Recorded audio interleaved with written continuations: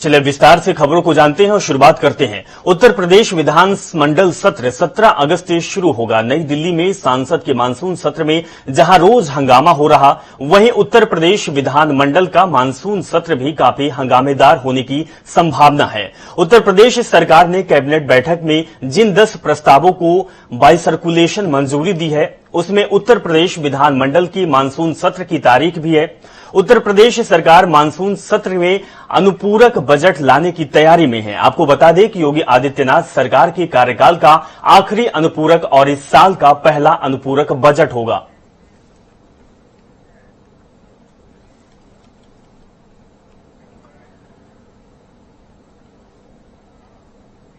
रामपुर में आजम खान की ओर से स्थापित जौहर यूनिवर्सिटी पर संकट के बादल गहरा रहे हैं। जौहर यूनिवर्सिटी का मुख्य द्वार तोड़े जाने के आदेश के खिलाफ रामपुर जिला जज की अदालत ने दायर की गई आजम खान की अपील खारिज कर दी गई, जिसके बाद अब किसी भी समय प्रशासन जौहर यूनिवर्सिटी का मेन गेट गिराए जाने की कार्रवाई कर सकता है। 69,000 सहायक शिक्षक भर्ती मामले में ओबीसी और एससी वर्ग के आरक्षण को लेकर हो रहे अभ्यर्थियों के प्रदर्शन को सीएम योगी आदित्यनाथ ने संज्ञान में लिया है। मुख्यमंत्री ने आरक्षण पीड़ित अभ्यर्थियों को अपने आवास पर मुलाकात करने के लिए बुलाया, जिसके लिए सीएम योगी ने 2 सदस्यीय प्रतिनिधि मंडल को आदेश देकर प्रदर्शनकारियों को अपने आवास पर बुलाया। सीएम ने प्रतिनिधि मंडल से मुलाकात की। आपको बता दें कि प्रदर्शन कर रहे अभ्यर्थियों की प्रमुख मांग है कि राष्ट्रीय पिछड़ा वर्ग आयोग में जितने शिकायतकर्ता हैं और लखनऊ हाईकोर्ट में जितने भी याची हैं, उन सभी को समायोजित किया जाए। अब अभ्यर्थियों की उनकी मांगों के साथ जल्द ही सीएम योगी के साथ मुलाकात हो सकती है।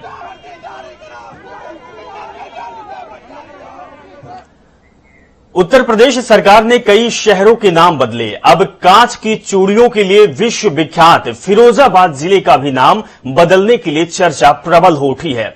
आपको बता दें कि जिला पंचायत की बैठक में फिरोजाबाद ब्लॉक प्रमुख डॉक्टर लक्ष्मी नारायण यादव ने सदन में प्रस्ताव रखा कि फिरोजाबाद जिले का नाम चंद्रनगर को रखा जाएगा। इस प्रस्ताव को सदन में पास भी कर दिया गया और इस प्रस्ताव को अब शासन को भेजा जा रहा है कि फिरोजाबाद का नाम बदल दिया जाए।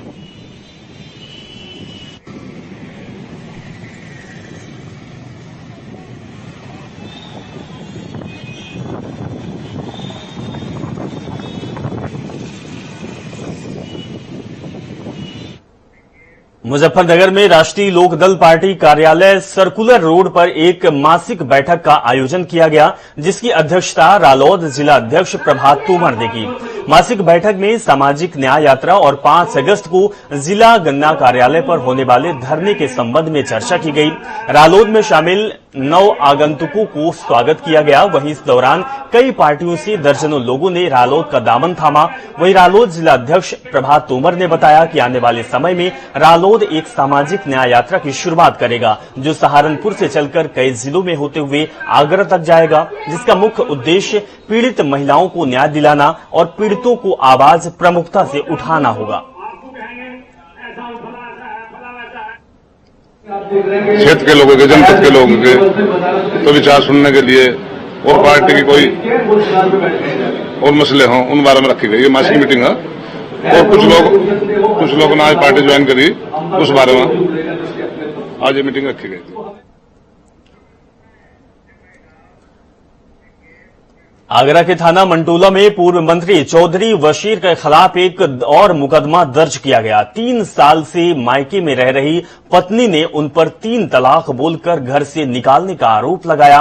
पुलिस ने विवेचना के बाद कार्रवाई की बात कही। वहीं नगमा का कहना है कि 23 जुलाई 2021 को उन्हें पता चला कि चौधरी वशीर साइस्ता नाम की लड़की से छठी शादी करने जा रहे हैं। आपको बताते चले कि पूर्व मंत्री बशीर चौधरी की पत्नी ने अपना एक वीडियो सोशल मीडिया पर वायरल किया। वायरल वीडियो में पूर्व मंत्री की पत्नी ने अपने आप बीती बयां की और पुलिस अधिकारियों से मदद की गुहार लगाई।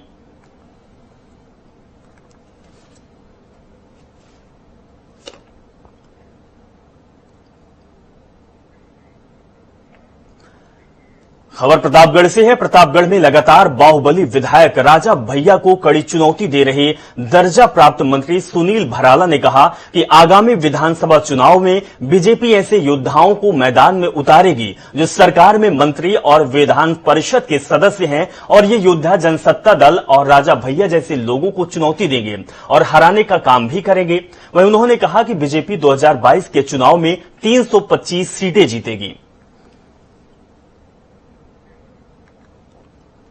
देखिए, भारतीय जनता पार्टी अपने ऐसे योद्धाओं को भी चुनाव में उतारेगी जो उत्तर प्रदेश सरकार में मंत्री हैं और विधान परिषद के सदस्य हैं।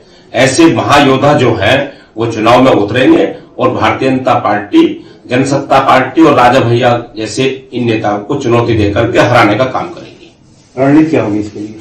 इसके लिए हमारी पोलिंग बूथ, कार्यकारिणी और सेक्टर संयोजक जो कार्यकर्ता है वो फौज के रूप में खड़ी होगी और वो धराशायी करेगी।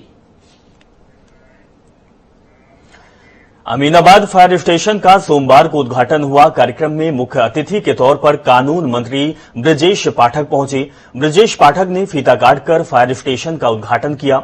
वहीं इस कार्यक्रम में बड़ी संख्या में अमीनाबाद के व्यापारी मौजूद रहे।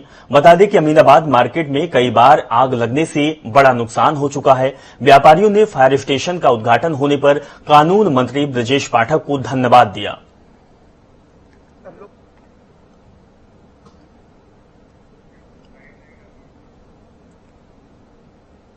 व्यापारियों की विशेष मांग पर यहाँ पर फायर स्टेशन खोला गया है।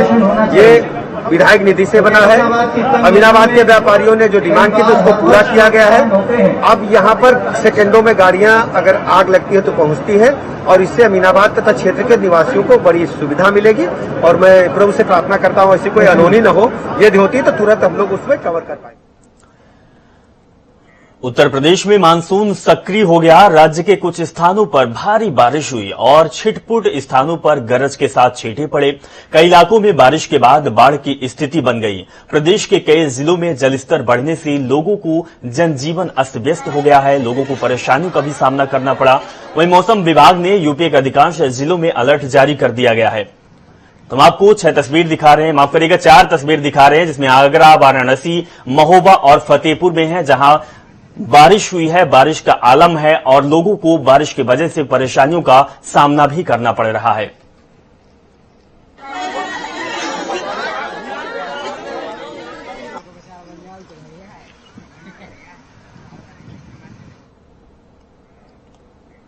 जिला महोबा में एक 10 साल की लड़की उफान पर चल रहे नाले में बह गई। यहां थाना महोब कुंड क्षेत्र के अंतर्गत उमरी गांव में प्रेमलाल बुनकर की 10 साल की बेटी ज्योति खेत में लौट रही थी, जिस दौरान गांव के पास से निकले उफान पर चल रहे नाले में वो पानी के तेज बहाव के चलते बह गई, जिसके बाद ग्रामीणों में हड़कंप मच गया। परिजनों और ग्रामीणों के खोजने पर वह नाले के किनारे लगी झाड़ियों में फंसी हुई पाई गई। ज्योति को आनंद फानन में सामुदायिक स्वास्थ्य केंद्र पनवाड़ी में ले जाया गया, जहां देखते ही देखते डॉक्टर ने उसे मृत घोषित कर दिया। सूचना पर पहुंची पुलिस ने लड़की के शव को पोस्टमार्टम के लिए भेज दिया है।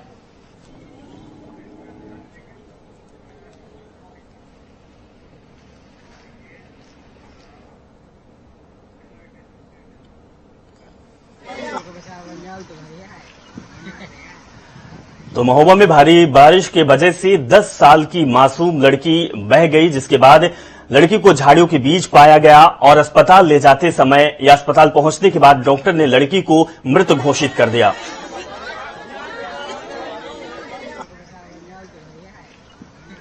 तो हम आपको तस्वीर दिखा रहे हैं, महोबा की तस्वीर है, जहां पर भारी बारिश की वजह से अब लोगों को जीना दुभर हो गया है।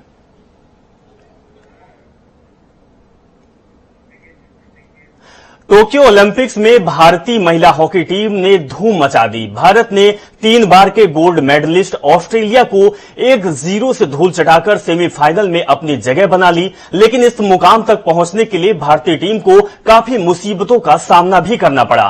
टीम अपने शुरुआती 3 मैच हारने के बाद आखिर कैसे मुकाम तक पहुंची, कौन था इस जीत के पीछे का धुरंधर, इस खास रिपोर्ट में देखिए।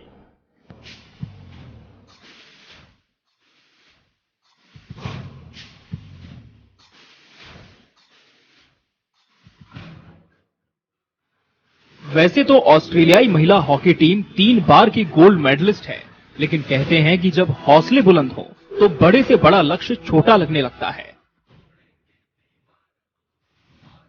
भारतीय महिला हॉकी टीम में देखने को मिला है। भारतीय महिला हॉकी टीम ने 3 बार की गोल्ड मेडलिस्ट ऑस्ट्रेलियाई टीम को क्वार्टर फाइनल में पटखनी दे दी है। भारतीय टीम ने क्वार्टर फाइनल मैच में ऑस्ट्रेलिया को 1-0 से धूल चटाई है। मैच का एकमात्र गोल गुरजीत कौर ने 22वें मिनट में किया। बहुत ही संघर्षपूर्ण रहा है।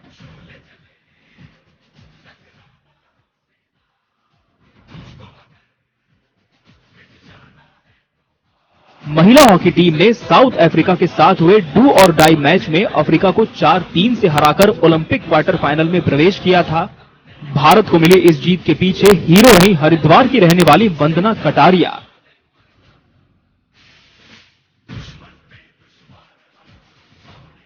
वंदना ने इस मैच में एक के बाद एक 3 गोल दागकर टीम इंडिया को जीत दिलाई, जिसके साथ ही ओलंपिक में हैट्रिक गोल करने वाली वंदना कटारिया भारत की पहली महिला खिलाड़ी बन गई हैं। ये तस्वीरें वंदना कटारिया की जिंदगी के कुछ अहम क्षणों को बयां कर रही है। तस्वीरें बयां करती है कि कैसे उत्तराखंड के रोशनाबाद से आई एक लड़की ने खेलों के महाकुंभ ओलंपिक में अपना नाम इतिहास के पन्नों में दर्ज कर लिया। जिस तरह वंदना ने दक्षिण अफ्रीका के खिलाफ मैच में टीम को जीत दिलाई। वंदना के इस प्रदर्शन से हरिद्वार के ही नहीं पूरे देश के सभी खेल प्रेमी खुश नजर आ रहे हैं। वहीं हरिद्वार के जिलाधिकारी ने भी वंदना कटारिया के परिवार को उनके निवास रोशनाबाद में जाकर फूल भेंट कर उन्हें बधाई दी। वंदना कटारिया ने देश को और विशेषकर उत्तराखंड को और भी विशेषकर जो है हरिद्वार को बहुत बड़ा अचीवमेंट करके दिखाया है। ये इंडियन जो डेवलपमेंट के लिए जो है बहुत बड़ा प्राइड जो है हम लेते हैं। जिसमें आज जो है उनका परिवार वालों से मुलाकात करके मुझे पता चला कि जो है कितना संघर्ष करके जो है इतना बड़ा अचीवमेंट उन्होंने हासिल किया है। तो माननीय मुख्यमंत्री जी की ओर से भी मैं इनको बधाई और शुभकामनाएं देने के लिए आया था। वंदना कटारिया हरिद्वार के रोशनाबाद की रहने वाली है। उनके पिता का हाल ही में 30 मई को हार्ट अटैक आने से निधन हो गया था। लेकिन वंदना ने अंतिम विदाई में घर जाने से अच्छा अपने पिता के सपने को साकार करने के बारे में सोचा। दक्षिण अफ्रीका के खिलाफ हुए मैच में शानदार प्रदर्शन करने के बाद वंदना ने पिता को याद करते हुए कहा कि उनका सपना ओलंपिक में मेडल जीतकर पिता को श्रद्धांजलि देना है। भारतीय महिला हॉकी की टीम अब सेमीफाइनल के मुकाबले के लिए तैयार है। इसको है ब्यूरो रिपोर्ट, जनता टीवी।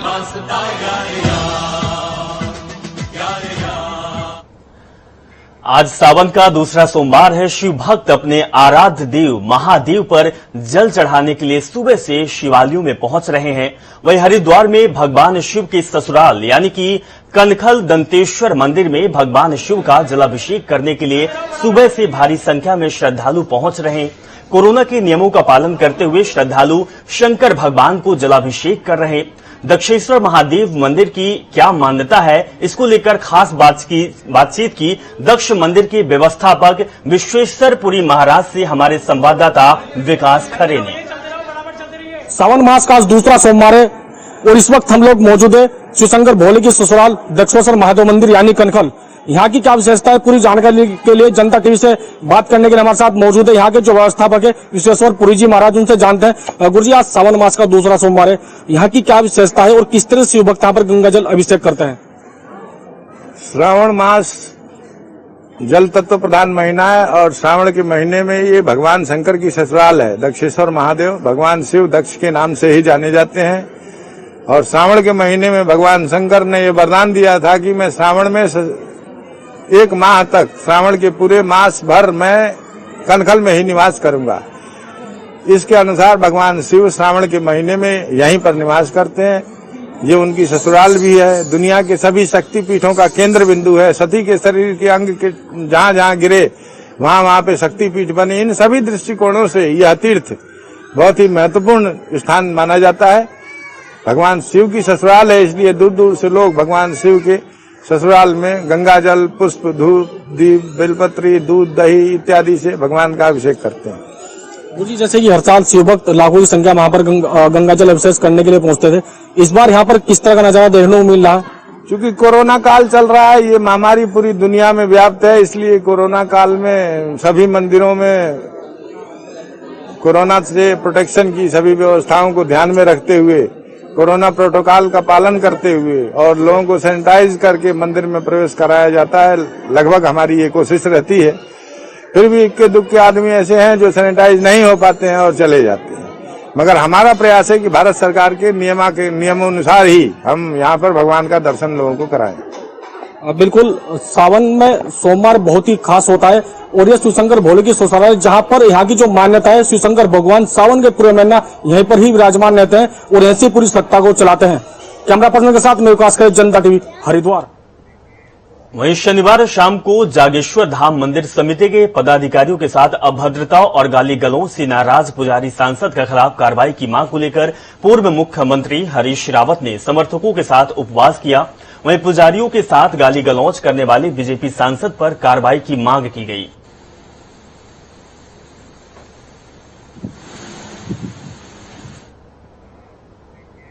हरिद्वार में आधे घंटे हुई तेज बारिश के कारण हरिद्वार की सूखी नदी ने रुद्र रूप धारण कर लिया। इस बारिश ने 2 कारों को अपने आगोश में ले लिया, जिसका वीडियो सोशल मीडिया पर काफी वायरल हो रहा है। वीडियो में साफ देखा जा सकता है कि किस तरह हरिद्वार की सूखी नदी में आए बारिश के जल स्तर ने रौद्र रूप धारण कर लिया, किस तरह खड़ी कार को बहा भी दिया। बता दें कि सूखी नदी के पास शमशान घाट होने के कारण लोग अपनी कार को पार करते थे।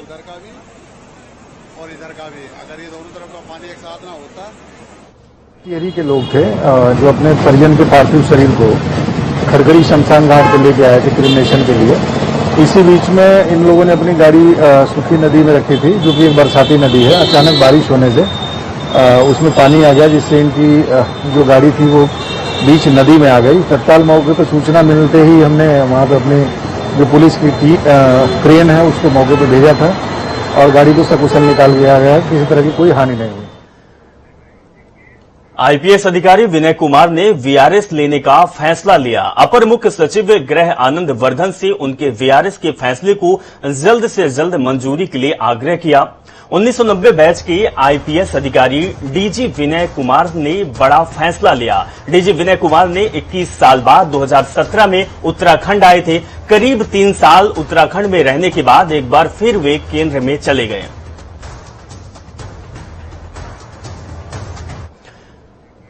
दो 2022 के विधानसभा चुनाव जैसे जैसे नजदीक आ रहे हैं, राजनीति का पारा वैसे वैसे ऊपर चढ़ता जा रहा है। भीमताल से निर्दलीय विधायक राम सिंह कैड़ा ने कहा कि वे निर्दलीय प्रत्याशी के रूप में 2022 के विधानसभा चुनाव की तैयारी कर रहे हैं। उन्होंने कहा कि पिछले 5 सालों में जनता के बीच में रहकर जितना काम किया, उसे देखकर जनता उनको अपना प्रतिनिधि जरूर चुनेगी।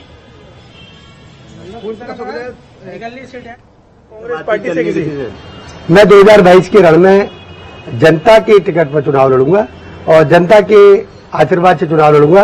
और मेरी पार्टी जनता है और मेरी सरकार जनता है और फिलहाल मैंने सरकार को समर्थन दिया है। और फिलहाल मैं जनता का जो आदेश है, जनता का जो आदेश है, निर्दलीय रण में जाएंगे। फिलहाल मैं निर्दलीय तैयारी में लगा हूँ। अगर भीमताल विधानसभा क्षेत्र वालों को अगर पद में रहते हुए रात दिन अपने बीच रहने वाला विधायक चाहिए होगा तो मैं जीतूंगा, और मैं अपने साथ रहने वाला विधायक चाहिए होगा तो जीतूंगा, और नहीं तो मैं चुनाव को खेल की भावनाओं से लेता हूं।